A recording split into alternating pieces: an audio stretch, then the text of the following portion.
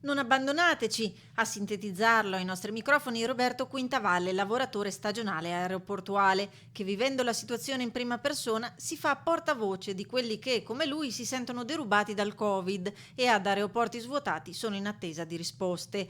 Prima della pandemia l'alternarsi dei mesi di stipendio con quelli di ammortizzatori sociali, una vita di sacrifici ricambiati, seppur legati ad un sistema di precarietà. Oggi che il comparto aeroportuale è stato messo in ginocchio dal virus, gli stagionali, addetti al check-in, carico-scarico bagagli, pulizie e accompagnamento passeggeri, chiedono che su di loro non si abbatta il blackout del sistema. L'AS Aeroporti ancora oggi non è unificata la filiera turistica. Questo ha creato una estromissione degli ammortizzatori da marzo a maggio.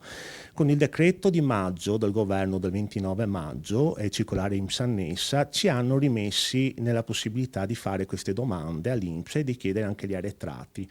Abbiamo fatto tutto, ci sono 1200 domande in attesa d'esito.